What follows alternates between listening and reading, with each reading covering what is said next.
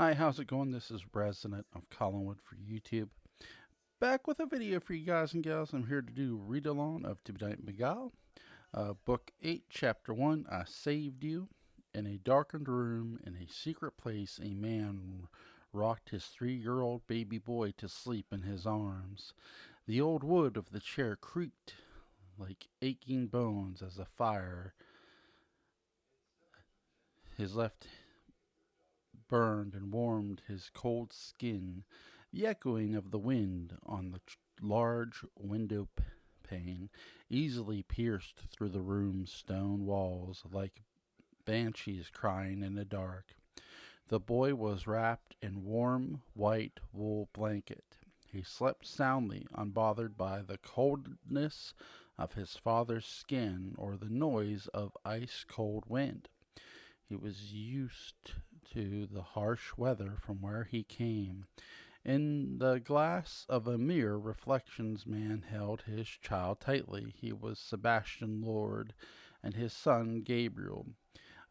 Sebastian had succeeded in taking back his family, taking them back and taking them far, far away from Welshport to another rocky shoreline place called Goodwick in Scotland.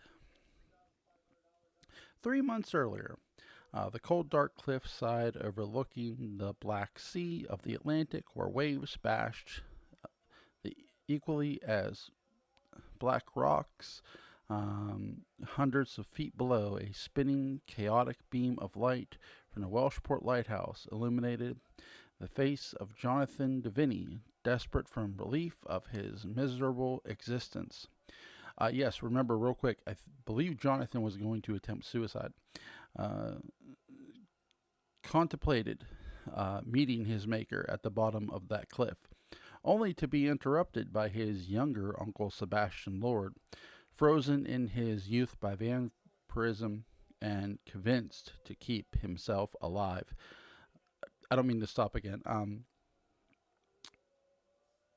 You, the legend was, or David Lord had jumped from the lighthouse.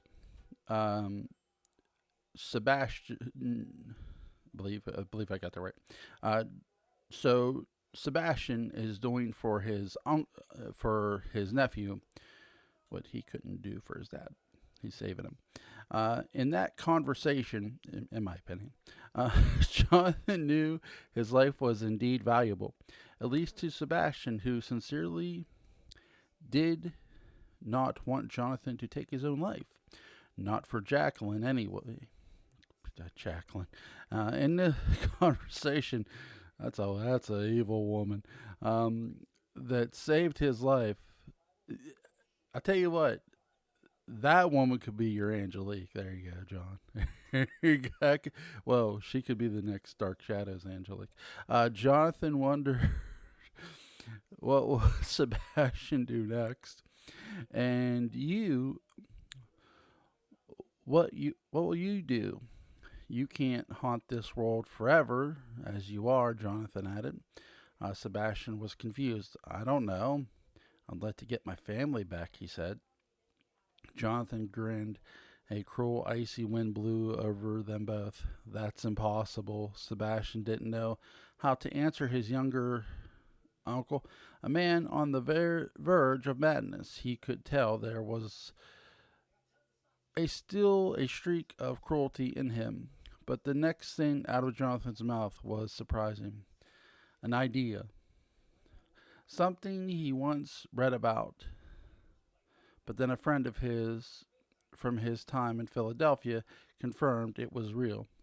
A place so strange and out there it could only be written in fiction. A novel by Bram Stoker, even. I've heard of a place in Europe, Jonathan revealed in a quiet voice to his nephew. A place you can go and be there safely.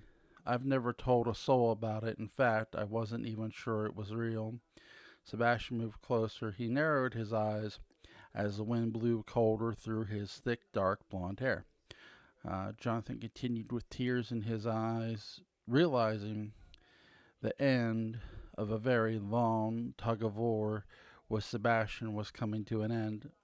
It's a place a friend of mine told me was real. He's there now. Even I'll write him for you. I'll set you up and tell him about you. You can be safe there forever, Jonathan said. Present day Scotland.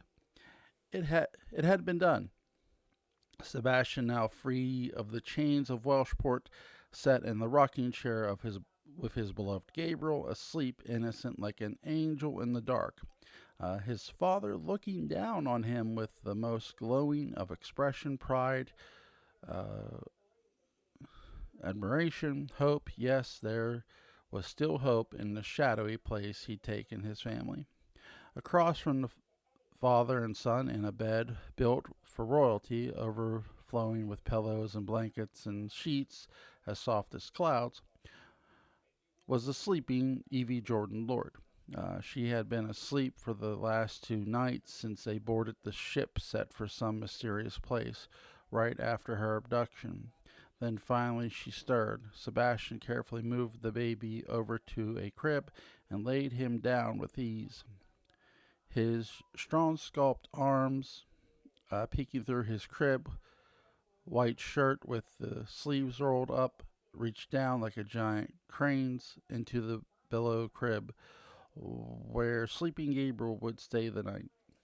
Evie began to murmur incoherently as she began to wake. Then her eyes opened. Everything was blurry. The room seemed to be as dark as the coffin she once found herself in, buried alive. That memory, the claustrophobic sense choking at her in the dark, shocked her awake. She gasped for air and reached for her throat that oddly ached on the left side. The flickering of the earth was like a beacon for her scanning blurry eyes. Her heart beat felt slow, her mind a dizzy frenzy of panic, not knowing where she was, where her child was, and what had happened to her. Evie, Sebastian said softly, "Are you okay?" Hearing his voice, Evie leaned forward to get a better look. Her eyes suddenly fixed on the man she once loved, but could not be with, would not be with. Not this way, not by kidnapping her and their child. To her horror, he had done it. What have you done? She said in a low voice, her arms locking around her knees. Where are we?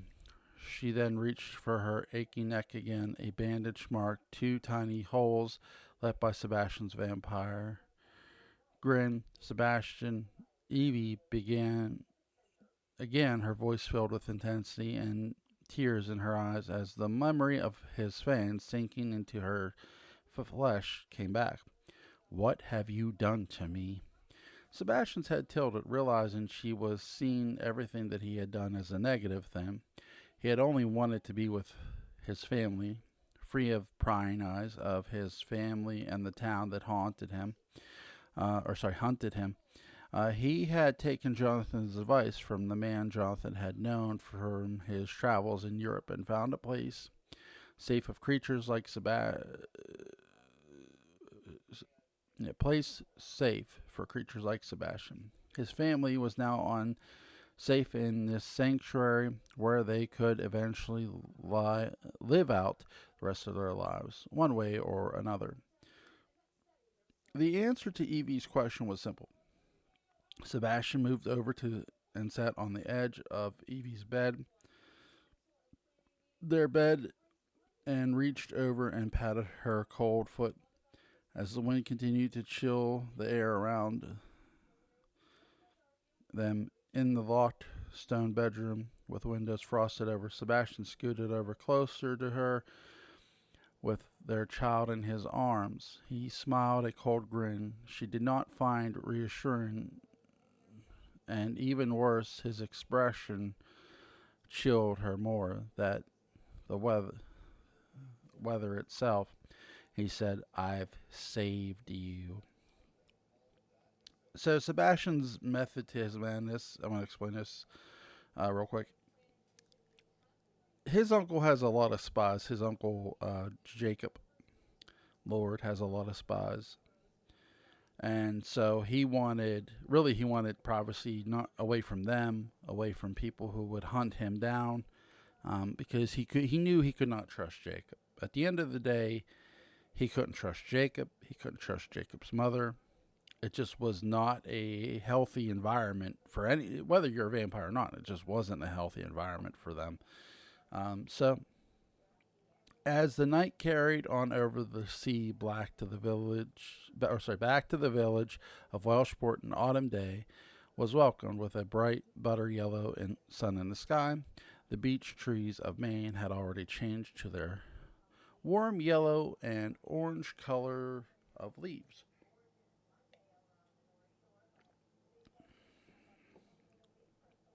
The crisp air cooled the summer away into memory. In the village, Matthew Winterbourne sat at a small table with Philip Braga in the home of Philip's mother, Fatima, who had taken in her son and his family after their horrific events of the witch trial. Matthew was in a state of panic and needed advice. Evie was gone. Matthew had overheard Sebastian tell her he wanted to take his family away. But the fact Matthew had seen Sebastian, or at least Sebastian's dark shadow, lurking into Churchill's home, left Matthew in a horrible, worried state, especially after reading Baxter's headline that Churchill was dead. For his part, Philip's mind could deduct all of the same conclusions Matthew had come up with, but he wanted no part in any of it. As Fatima brought over coffee for the two men to drink, Matthew laid out his case. All I want is to make sure Evie is okay. I know in my heart that she would never leave this without saying goodbye to her family.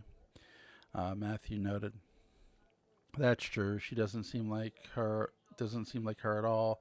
But there is the fact that so much has gone on that maybe she wanted to make a clean break too. Even Sebastian had a long history of terrible events happen to them. Yes. um, there have always been forces mounting against them being together. Maybe they wanted to start fresh without anyone trying to convince them otherwise. Matthew, you yourself know how traumatizing this last few months have been. Doesn't it seem likely that they would have wanted it this way on their own terms? Philip wondered. Fatima lifted a brow, not convinced of her son's words, but said nothing. She turned to Charlotte, who was watching over baby Caleb while Mary rested. The young heiress leaned up against the frame of the garden door that led back into the house. She felt the same as Fatima. Matthew leaned in, his eyes intense with concern. No, he said with a calm voice, it absolutely does not seem likely. She would never, ever not say goodbye to her brother and mother. She's taken Gabriel. How could she not allow him to say goodbyes either? It's not Evangeline, no, Fatima whispered as she went back into the house with Charlotte. Listen, Philip, what I say the night Churchill died wasn't normal. Sebastian had every reason to kill him. I don't care what that article says. Add it to the fact that what I overheard him say to at the beach house, it all makes sense. Not me, to me at least. He killed Churchill, went to the beach house, and stole his family away in the night. I knew it in my heart, Philip. I think she's in danger. How would you how would you even find her? Philip wondered. Matthew sat back in his chair there. That was the part Matthew had the most trouble with. He had no idea where to start looking. They could literally be anywhere on Earth, far, far away, from the rocky Maine coastline to the shores of Welshport Island. Philip saw the anguish in Matthew's face. if someone had taken his heart and squeezed all of the life out of it in front of his own eyes. If Evie is in trouble, Philip began before Matthew interrupted. So is I will go to my grave saying that she is in trouble anytime Sebastian is involved. Then she'll find a way to get a message to you, Philip continued. She's very resourceful and a survivor. If she's in trouble, she won't allow herself to stay in trouble. Not if she has Gabriel with her, Philip added. Matthew noted he knew it was true. He knew that Evie wouldn't allow herself to be taken away to anyone, not even Sebastian. He took a breath, sipped from his coffee, and looked out over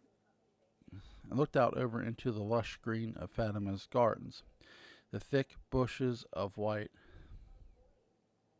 hydrangeas had bloomed, their fresh scent wafted over to Matthew, almost like a ghost slowly creeping around the garden table, to make its presence known. I just feel so alone now, Matthew said, his now blurry, uh, with tears gaze still locked in the hydrangeas. I did everything I could to protect her, to protect Gabriel, and just suddenly it's all gone. I have no one. My sister is gone, my whole family, all my people. It's just me. It's just me. Matt, you have us, your friends. Lucas, too. We're all here for you, Philip said. Then an idea sprung into Matthew's mind. He turned his head from the flowers and blurted out, Mary. Philip looked confused. Maybe Mary or Charlotte, maybe they can do something to help me find them. They were able to find you when you were here recovering from the wolf. Couldn't they help me, even if it were just another time? If they could get me any information I could find them. I could save them, Matthew added. Philip shook his head. No, Matthew, I can't let you ask them. His voice lowered as they were outdoors. Not after everything they've survived during the trial. Mary could have been burned at the stake if anyone at all, were to find out they were using their powers again, or that even had them to begin with. After we've all denied and lied and covered for them, it could spell disaster. We've all, including you, have gone through too much to go back into that world. I'm begging you, Matthew said. When Mary wakes up from her nap, would you ask her opinion? You can't ask me to do that, Matt. I just can't. Mary would help you. I know she would. Charlotte, too. But after all, I have, if they were to be discovered and something happened again, taking them from me, I wouldn't know what to do. You understand that, don't you? Matthew did understand.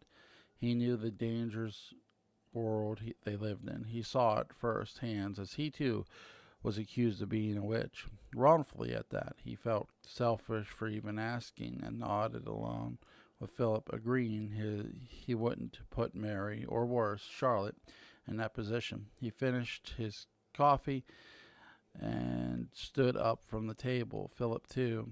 They gave each other quick hug goodbye as Matthew decided to take himself to the docks and get settled for a possible fishing trip.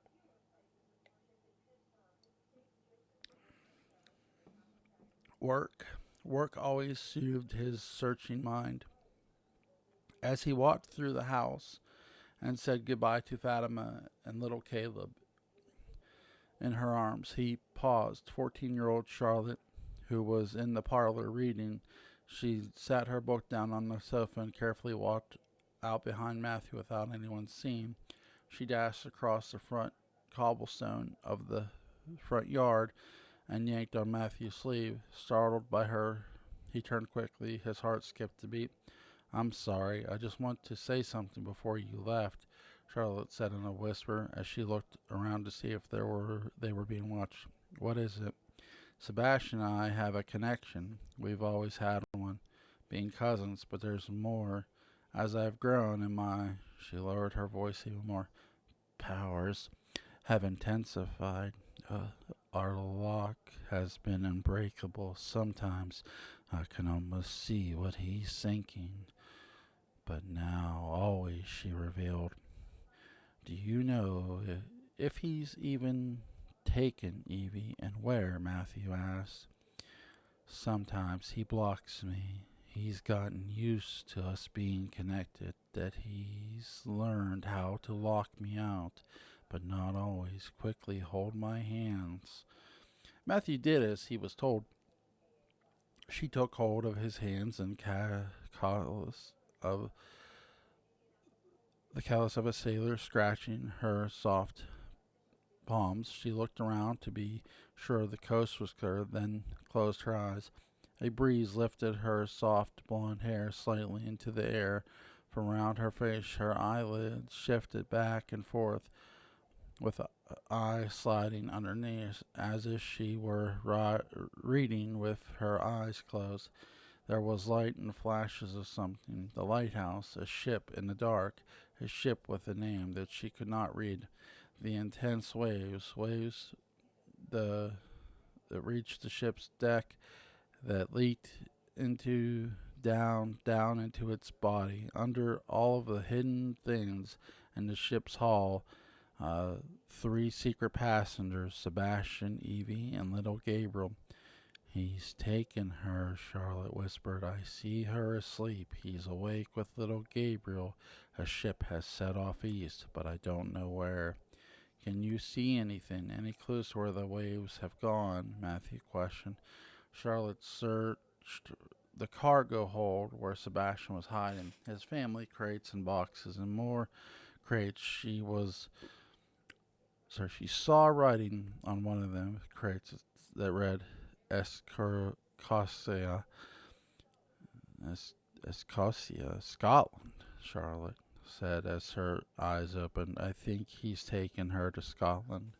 Matthew smiled big and wide and scooped Charlotte up into a hug. She giggled and he let her down. He put both hands around her cheeks. I will forever be grateful. She smiled, and he dashed off down the street with the new lead on where Sebastian had taken Evie and Gabriel. Menina, you shouldn't have done that, Fatima, from the doorway, using the Portuguese word for girl. Mattis will put himself in danger, Evangeline, and now you may be responsible for that. Charlotte frowned. I love Sebastian, but I don't think taking his family away like that wasn't right. Evie deserves a say in her own life, don't you agree? Fatima sighed, agreeing with Charlotte, but unwilling to give in for sake of argument.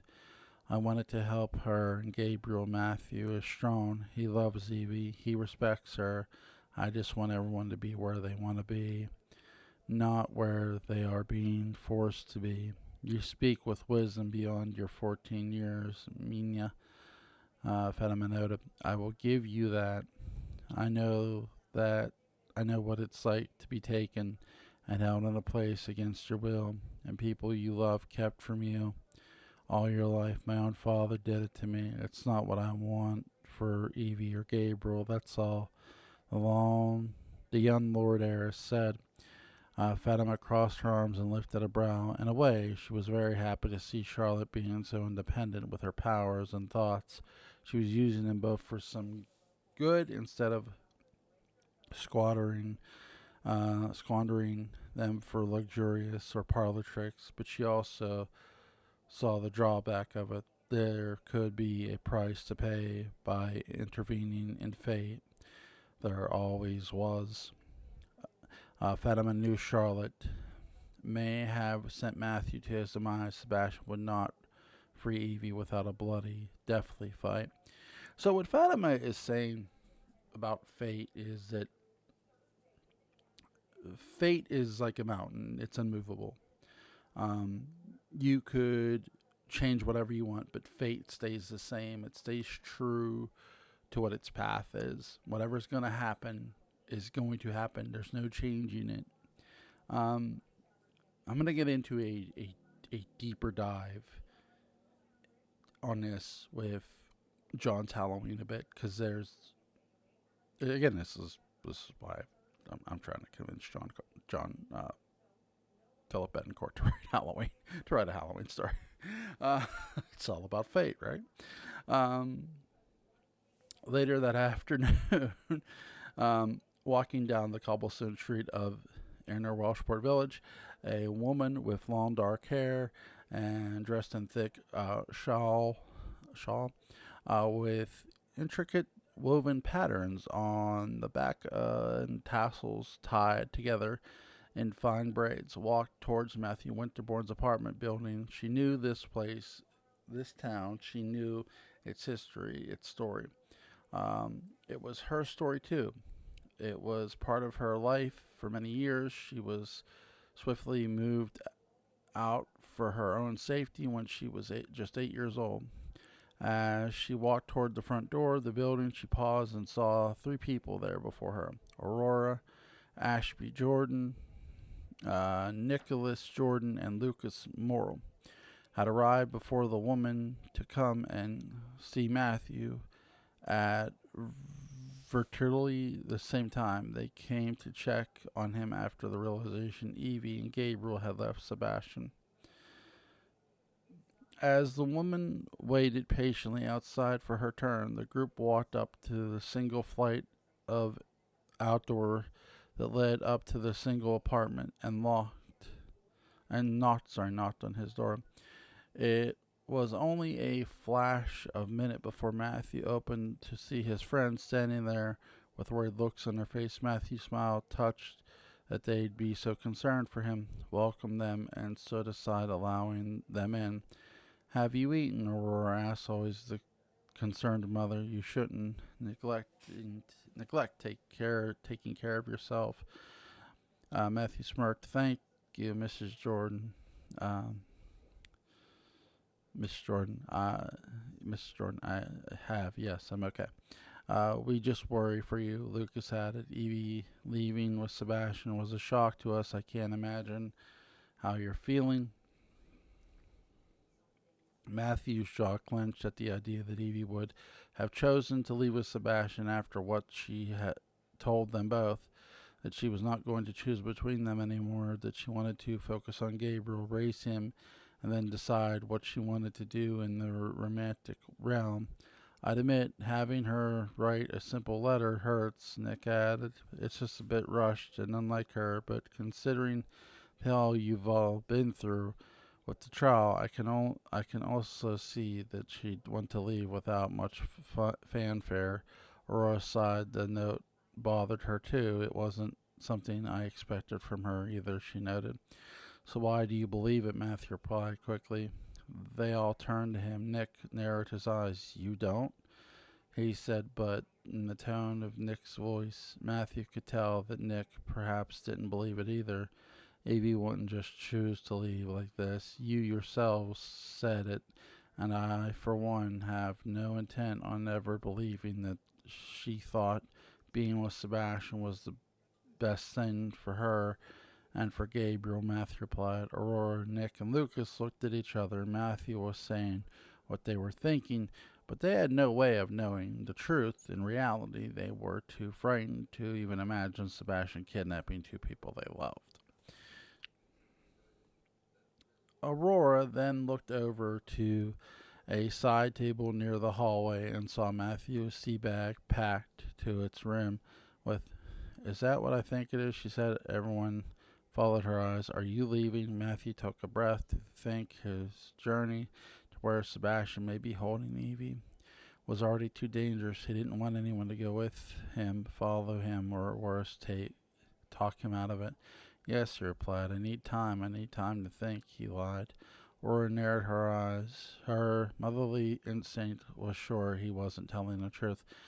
And although she worried about Evie and Gable, she wanted nothing more than for them to be safe. Matthew, we care about you very much, Aurora said, and I think you should go.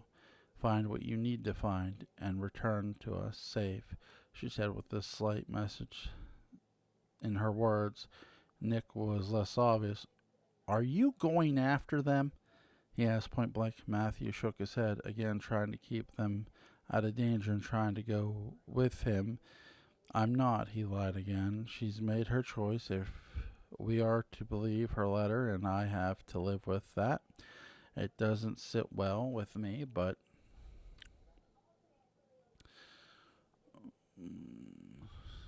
me. Wait a minute. Sit well with me, but what can I do? I don't know where she went. I don't know where I can find her, or could tell me where they went. They virtually vanished. It is what it is. My heart is broken. But I have to live with it now. Aurora sighed, hoping Matthew's words would satisfy her son Nicholas. But what if she, Lucas began before Aurora interrupted. We should let Matthew do what Matthew wants to do, she said.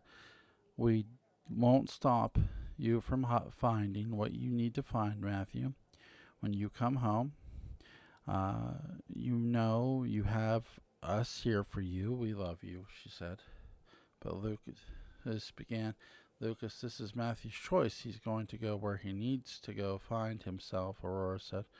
Right, Nick replied, picking up what his mother was doing. This is Matthew's choice. Lucas felt confused, but he could tell Jordans were speaking in some sort of code, perhaps a code only they understood.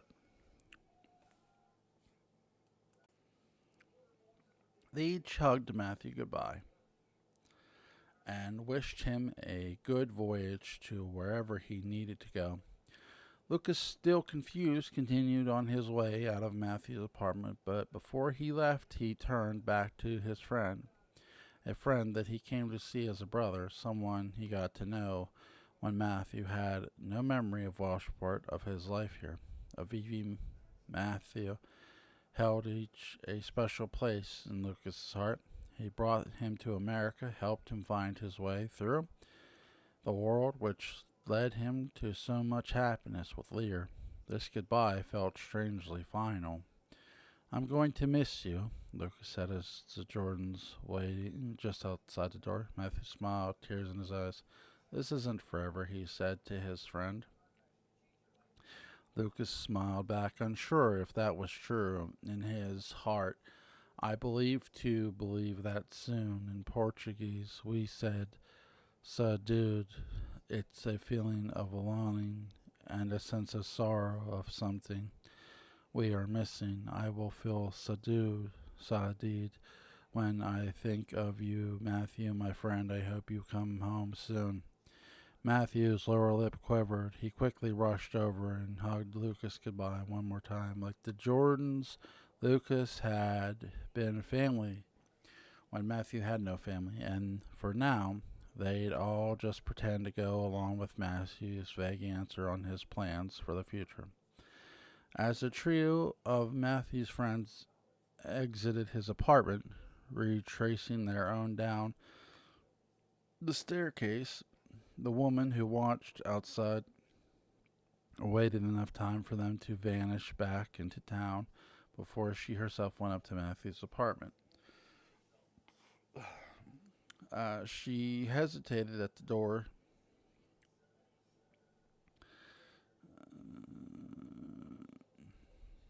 She took a breath.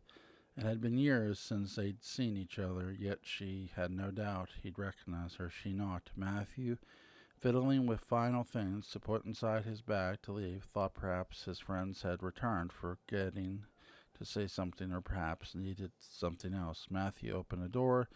Light of the sun had seeped through the windows of the inside staircase and lit the stairwell, causing a glow backlight the woman standing in front of Matthew as she was surrounded in warmth halo. Is it you? Is it really you? He asked. She smiled, so happy that he recognized her. It is, she said. It's really me. Scotland. Scotland. Bond. James Bond. Anyway, as Evie did her best to figure out where Sebastian had taken her and her child, she felt so cold. The cold breath of something washed the back of her neck like an ice cold ocean wave. Something was watching her in the room with Sebastian and their sleeping child, eyes she could not find, eyes she could not connect with. This place was a world with spirits who lurked in every corner. Every shadow had a face that could not be seen. Every deathly howl with the wind and was warning from behind the veil. Evie had never felt this power so strongly before. It was as if Welshport had become a living creature, hungry for something to devour, and Sebastian offered them up on a silver platter, allowing the beast to swallow them whole. What Evie was feeling wasn't her imagination. It was real.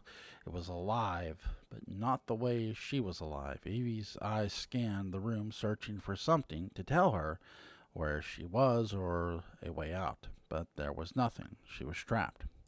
The eyes she felt on her slept now, in a bed far from the place she was held captive. The creatures, old centuries old, needed her to live, needed her child to live. The lords had come to the Scottish world of secrets and darkness, thanks to the connection Jonathan Devaney had with one that dwelled within the same walls.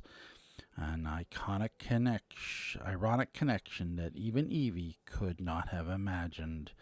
Here was an empire built on something sinister that thrived and fed on the malevolence and weakness of a soul.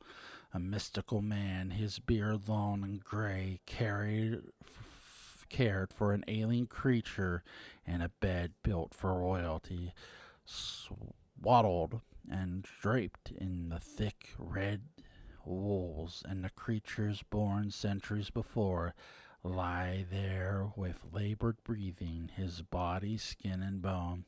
The creature was bathed by the mystical man with a beard with a crimson liquid thicker than water. They watched the creature in the bed absorb the liquid through its paper thin skin. This ritual was observed by a woman veiled in black lace, sitting on a red velvet love seat, giving her an appearance of a black blur, only her pale white hands visible to the eye. The creature she watched the mystical man bathe was the shape of what was once a man, a ruler of those like it, and ruled from its death-bed, waiting for some kind of miracle, a prophecy that was now closer to come true than he ever could have dreamed. The prophecy of mixling child born of a mortal and a vampire was now sleeping on 2 floors. Cyphernich Castle was a place where the living were the dead, and the dead were the living. A cross section of where the veil between 2 worlds was thin as air. It was a fortress where all could be lost. If the one man they followed could vanquished without the precious life force of mixing Gabriel. Here, hope was tainted by a violence, the form of blood, and not everyone would leave alive. Only daylight could save the lucky. All right, that's really, really, really good. This is what I mean by leaving something to the imagination, and John always does that. Really, really good job. I have a feeling I know who the woman is. My guess who the woman is would be Matthew's sister. I would be shocked if it wasn't. But for this here, this whole castle thing, holy shit. Holy shit. That's that is shockingly good. And by shockingly good, I mean you have now this story that there are things in this castle that are a threat to three people, and is Sebastian? You have to ask, is Sebastian under their control? Isn't he? Was he just deceived by Jonathan? Did Jonathan just look into this, or did he just think it was safe? Well, clearly, if he wasn't, he was lied to. If he didn't know, he was lied to, or did he know he was lied to? Um, that's the read along and review. Really, really good. Go check out book 8, chapter 1 of To Benight Beguile. I'll try to get another read along up tomorrow. I've got some other videos to do. I got some writing to do on my own. You guys have a good one.